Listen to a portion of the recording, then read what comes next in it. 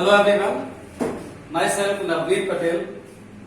Today we are going to discuss the chapter of 10th class only for ICSE board. The chapter is chemical bonding. Now we are going to discuss the chemical bonding, how to chemical bond form and how many types of the bond are there. Okay. So first topic is chemical bonding. Chemical bond. So basically what is the chemical bond? As you know, the attraction force between the two atoms is known as the chemical bond etc.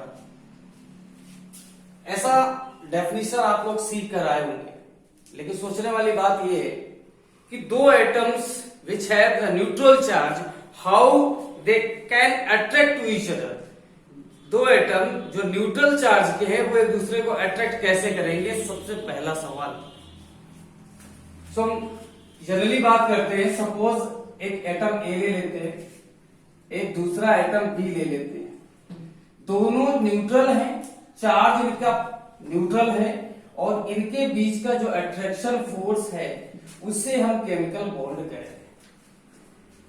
लेकिन point की बात यह है, दोनों attract कैसे करेंगे, सवाल ये अट्रैक्शन कैसे जनरेट होगा, और ऐसा भी हो सकता है क्या रिपल्सन नहीं हो सकता, अट्रैक्शन ही क्यों हो रहा है, पॉइंट की बात ये है। सो बात कर लेते हैं कि कितने टाइप्स के किसी एटम पर अट्रैक्शन होते हैं। ये एक एटम है और ये एक एटम है। आप लोग एटम को अच्छी तरह से जानते हो। एटम में एक न्यूक्लियस होता है जो पॉजिटिव चार्ज होता है, ये बी का न्यूक्लियस है और इसके चारों ओर सेल्स होती है।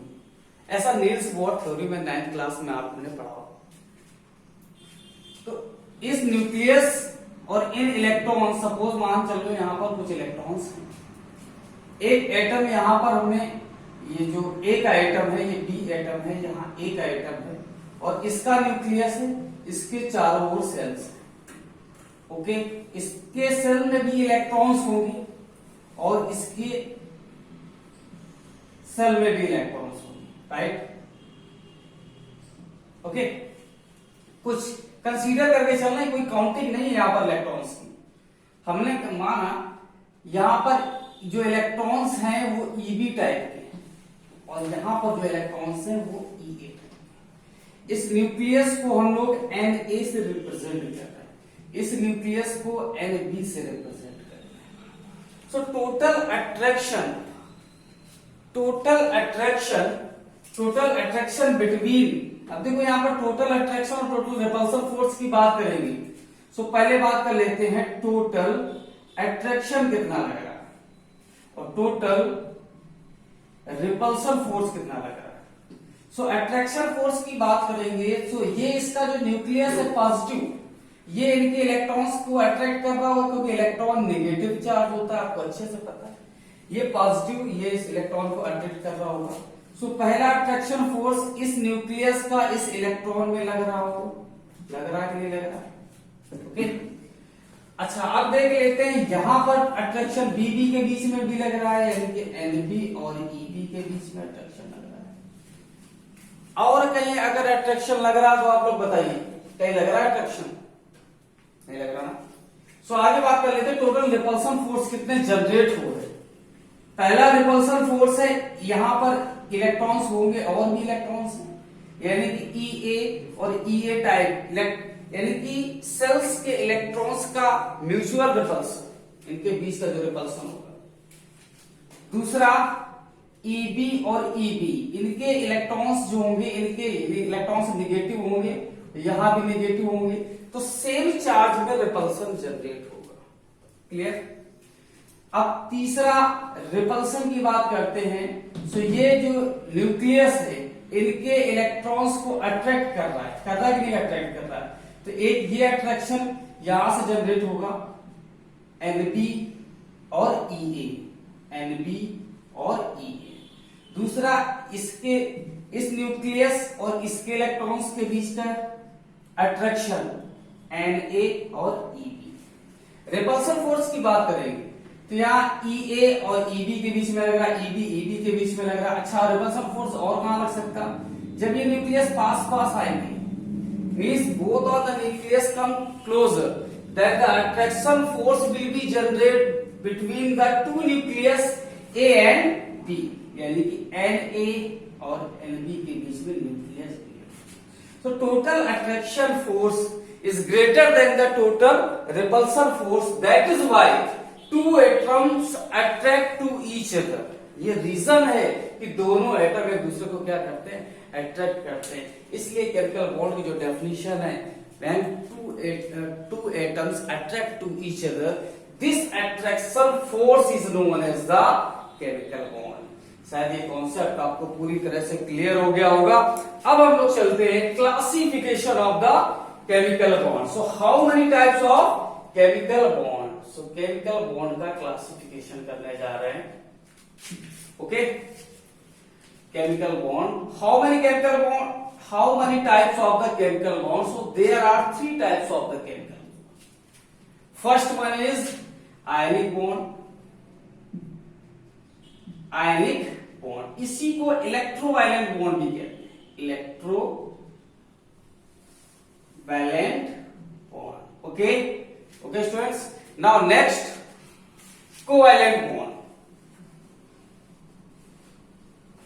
covalent bond। okay, now third one coordinate bond,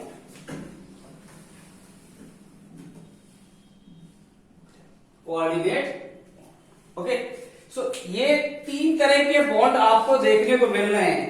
पहला ionic bond, second one covalent bond और थर्ड वन कोऑर्डिनेट बॉन्ड। तो सबसे पहले हम लोग डिस्कस करेंगे आयनिक बॉन्ड। सबसे पहले क्या डिस्कस करेंगे? Ionic bond. So basically what is the ionic bond? Okay, so now discuss करते हैं चलो और आयनिक बॉन्ड के बारे में। क्या होता है ionic bond? When the electrons are transferred from the one atom to the another atom, okay, after the transferring of electrons, charge will be generated, charge will be generated, and the attraction force between the two charge, this is known as the ionic bond। Simple सी example ले रहे हैं। यहां पर एक मोटी मोटी बात सामने आई, इलेक्ट्रॉन्स क्या हो रहे हैं? ट्रांसफर हो रहे हैं, ट्रांसफर ऑफ इलेक्ट्रॉन्स। इलेक्ट्रॉन्स का क्या हो रहा है? ट्रांसफर हो रहा है। कहां से? एक एटम से दूसरे एटम। सपोज एक एग्जांपल ले रहे हैं, यहां पर हमने लिया NaCl कंपाउंड है। यहां पर देखेंगे sodium, what is the atomic number of sodium? 11 होता है इसका एटॉमिक नंबर। इसका एटॉमिक नंबर कितना होता है? 17। तो इसके लास्ट सेल में इलेक्ट्रॉन्स की बात करेंगे तो इसका इलेक्ट्रॉनिक कन्फिगरेशन बोर्स लॉ के अकॉर्डिंग भी आप चाहो तो कर सकते हो 281। ओके, इसका इलेक्ट्रॉनिक कन्फिगरेशन करेंगे कितना आएगा? 287। अगर आप चाहो तो जो है SPDF इलेक्ट्रॉनिक कन्फिगरेशन भी कर सकते हो वो, लेकिन आपके सिलेबस में नहीं है, ठीक है। लेकिन कुछ बच्चों ने पढ़ा होगा तो वो भी हम करके दिखाई दे रहे हैं यहाँ पर। 1s2 2s2 2p6 3s1। Okay, 1s2 2s2 2p6 3s2 और 3p5। ओके, देखो लास्ट सेल में इलेक्ट्रॉन्स, इसके लास्ट सेल में ये K सेल है, ये आप लोग पढ़ के आए हो, ये L है, ये N है, ये K सेल है, ये L है, ये N। इसके लास्ट सेल में 1 इलेक्ट्रॉन है और यहां पर कितने इलेक्ट्रॉन्स है? 7 इलेक्ट्रॉन्स। ओके, और अकॉर्डिंग टू ऑक्टेट रूल, आपको ऑक्टेट को पढ़ के आए हैं। ऑक्टेट रूल में क्या है? हर एटम अपने लास्ट सेल में 8 इलेक्ट्रॉन्स करना चाहता है। कितने इलेक्ट्रॉन्स करना चाहता है? 8। अब 8 इलेक्ट्रॉन्स को करने के लिए, यानी कि ऑक्टेट को गेन करने के लिए ये क्या करेगा? या तो ये एक इलेक्ट्रॉन डोनेट कर दे तो इसके L सेल लास्ट सेल बचेगा, यहाँ 8 हो जाएंगे। यहां पर एक इलेक्ट्रॉन इसको मिल जाए तो ये अपना ऑक्टेट कंप्लीट कर लेगा। दैट मीन्स सोडियम के पास एक इलेक्ट्रॉन एक्सेस में है। ओके, और यहां पर कितने इलेक्ट्रॉन्स हैं? 7 इलेक्ट्रॉन्स। ओके, सो ये अब देखिए यहां पर ऑक्टेट को कंप्लीट करने के लिए एक इलेक्ट्रॉन मिल जाए, ये एक्सेस में इलेक्ट्रॉन है, तो ये इलेक्ट्रॉन को क्या कर देगा? डोनेट कर देगा। इसे डोनर कहेंगे, इसे सक्टर कहेंगे। अच्छा, आप लोग अच्छे से जानते हो कि जो इलेक्ट्रॉन डोनेट करता है, जिससे इलेक्ट्रॉन जाता है उसके ऊपर चार्ज कैसा आता है? प्लस का चार्ज आता है। आता है कि नहीं आता, क्योंकि भाई ये पॉजिटिव धनी है, इसी इलेक्ट्रॉन दे सकता है। अब क्लोरीन की बात करते हैं। क्लोरीन एक इलेक्ट्रॉन ले एक्सेप्टर है, एक्सेप्टर है, और एक्सेप्टर के ऊपर चार्ज कैसा आता है, निगेटिव चार्ज आता है। अब ये दोनों एक दूसरे को क्या करेंगे, अट्रैक्ट करेंगे। ये जो attraction force, electrostatic force work कर रहा है यहाँ पर। कौन सा फोर्स वर्क कर रहा है, इलेक्ट्रोस्टैटिक फोर्स। इसी फोर्स को हम लोग आयनिक फोर्स भी कहते हैं, इसीलिए इस बॉन्ड को हम लोग इलेक्ट्रोवैलेंट बॉन्ड भी कहते हैं या आयनिक बॉन्ड भी कहते हैं। Okay, now we have to discuss about the chemical bond and how do chemical bond form, and also explain the types of the chemical bond. Okay, so you know very well there are three types of the chemical bond. First one is ionic bond. Okay, second one is covalent bond. Third one is coordinate bond. Okay, now let us discuss the first bond, ionic bond. So what is the ionic bond? When one atom, that means the metal, one metal attached with the one non-metals, that means when any one atom donate electrons to the another atom, after the donating the electrons they get positive or negative charge. Means if atom donate the electrons, get converted into the positive charge, and the atom which receive the electrons get converted to the negative charge. And the attraction force between the two atoms is known as the ionic bond. Is that clear? Suppose तो यहाँ पर main point क्या निकल गया, transferring of electron. Transferring of electron from one atom, generally वहां पर metal होगा। Okay, generally वहां पर क्या होगा, मेटल होगा, टू अनदर एटम, जनरली वहां नॉन मेटल होगा। Okay, that means when electron transfer from one atom to the another atom, after the transferring of electron they get converted, metal get converted into the positively charged and non-metals get converted into negatively charged, and these charge attract to each other. Why? Because they are opposite charge, and you know very well opposite charge attract to each other, and this attraction force is known as the ionic bond, and this is also known as the electrostatic या electrovalent bond. Electrovalent bond. Okay, now one example is there, like KCl. In KCl molecule, in KCl potassium chloride molecule, there are two types of the atom. First one is potassium, second one is chlorine. Okay, so now potassium and chlorine. You know what is the atomic number of potassium? 19. Here atomic number of chlorine 17. Okay, now we will discuss here why they form the ionic bond. ये ionic bond ही क्यों बना रहे हैं, सवाल यहाँ ये होगा। तो देखते हैं ionic bond क्यों बनाते हैं। अगर इसका इलेक्ट्रॉनिक कन्फिगरेशन करें according to the board's law, so 2 8 8 1। Okay, देखिए 8 + 2 10, 10 + 8 18, 1 9, यानी K L L N। Here 2 8 8 7। Okay, 2 8 8 7। Okay, K L M। Now according to the modern electronic configuration like SPDF, so here 1s2 2s2, 2p6, 3s2, okay, 3p6, 4s1. Is that clear? Only one electron in the outer set. Now in this case 1s2, 2s2, 2p6, 3s2 and 3p5. You know the both type of the electron configuration. First one, so how many electron present in the last cell of potassium? Only one electron. In this case, how many electron present in the outermost cell of chlorine? So 7 electrons. According to the octet rule, how many electrons required to complete the octet for chlorine? So you know 7 electrons is there. So how many electrons required to complete the octet? Only 1 electron. 7 है, अगर एक electron मिल जाएगा तो 8 हो जाएंगे. Potassium में देखिए और 1 इलेक्ट्रॉन से इसके आउटर मोस्ट शेल पे, तो अब ऐसा तो पॉसिबल नहीं है कि ये 7 इलेक्ट्रॉन्स को अटैच एब्जॉर्ब कर ले या रिसीव कर ले. सो अगर यहाँ पर इजी क्या पड़ेगा, इसको एक इलेक्ट्रॉन डोनेट करना.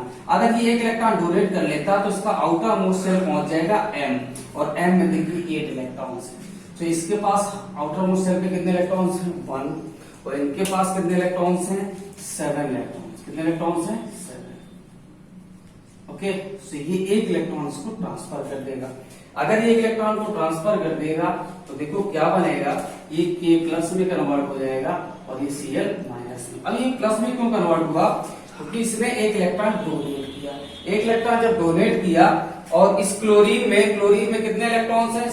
7 इलेक्ट्रॉन्स हैं. और 7 इलेक्ट्रॉन्स को एक इलेक्ट्रॉन यहाँ पर रिसीव किया, उस पर निगेटिव चार्ज आ गया और इन दोनों के बीच में अपोजिट चार्ज आ रहा है, तो दोनों का अट्रैक्शन जो होगा इसी को हम लोग आयनिक फोर्स कहते हैं. क्या कहते हैं?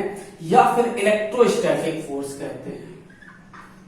आयनिक फोर्स या फिर इसी को क्या बोलते हैं? इलेक्ट्रोस्टैटिक फोर्स ऑफ अट्रैक्शन, या फिर इसी को हम क्या बोल सकते हैं? Ionic bond. क्या बोलते हैं? Ionic bond. Is that clear? Okay, any problem, any doubt? I think there is no doubt. Let us discuss the properties of ionic bonds या properties of ionic compounds. Okay, now ionic compounds की बात करते हैं. तो सबसे पहले आयनिक compound. Okay students, so what is the ionic compounds? Those compounds in which ionic bond will be formed. So such type of the compounds is known as the ionic compounds. Okay, इनमें जो bond create हो रहा होगा ionic compounds में, कौन सा बन रहा होगा? ionic bond. Okay, so let us discuss the properties of ionic bond. Properties of ionic bonds. First property, properties of ionic compounds. Ionic compounds की क्या क्या property? First property, the ionic compounds having the high melting point and boiling point. Ionic compounds having high MP and high BP. High melting point and high boiling point. Now next, they dissociate easily in the polar solvent. That means the solvation process, they easily, they dissociate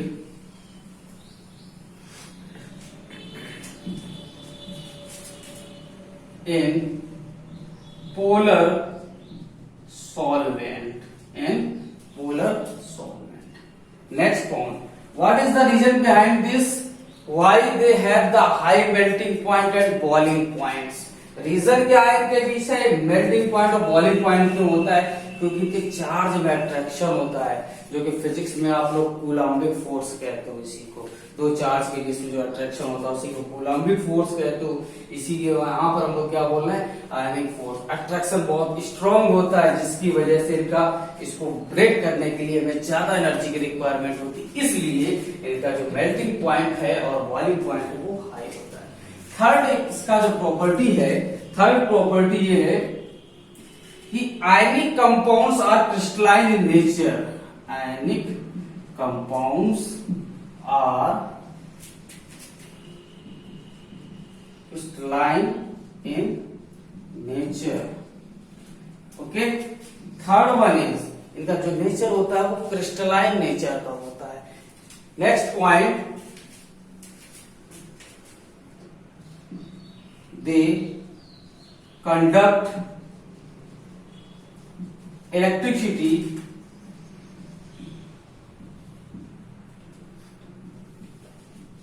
in aqueous solution।